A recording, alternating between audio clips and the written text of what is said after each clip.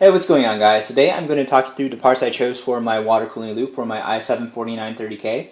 The first part is the SwiftTech Apogee HD CPU block. The mounting mechanism for LGA 2011 is similar to that of the stock cooler, in which you just screw the CPU block into place, but for most other sockets you would need to use backplate mounting.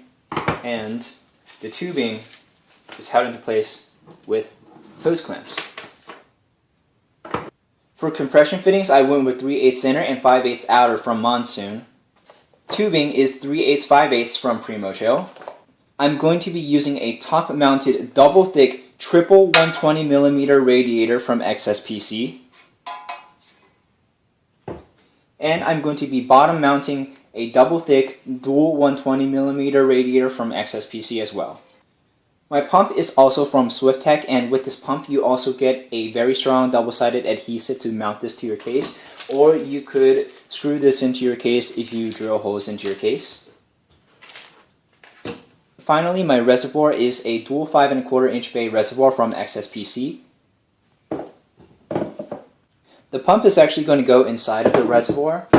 First, unscrew and remove the retention ring. There is an O-ring compressed within the pump and the retention ring. You can set these off to the side, we don't need them anymore. The XSPC reservoir comes with a mounting bracket with an O-ring pre-installed. Remove the O-ring, then back the pump into the mounting bracket. You should hear a satisfying click. Then place the O-ring over top of the pump. There are 4 screws that go into their respective holes on the mounting bracket. Place these 4 screws into place, then place the pump inside the reservoir from the bottom. Screw everything into place from holes atop the reservoir. One thing I forgot to mention is my choice of fans. I'm going to be going with 3 Scythe Typhoon fans for my top radiator and 2 Corsair static pressure fans for my bottom radiator. Next, you can attach fittings to the inlet and outlet ports.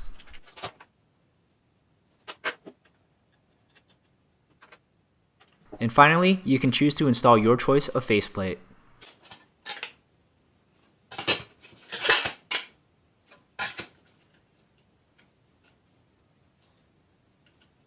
Loop is going to go inside the NZXT Phantom 820. There's not much I can do besides just plan out my loop visually. I plan on having the reservoir go into the radiator, go into CPU block, go into the bottom mounted radiator, and then back into the reservoir. I wasn't originally going to use the NZXT Phantom 820, but I messed around a little bit at Micro Center. I did some freehand fitting of the radiators, and in terms of top clearance, a 360mm radiator that was double thick wouldn't have worked very well with the NZXT Phantom 630, so I finally decided to go on the NZXT Phantom 820. Thank you very much for watching. I will be doing a complete build guide in the near future, so be sure to subscribe so you don't miss it. My name is David, and I'll see you next video.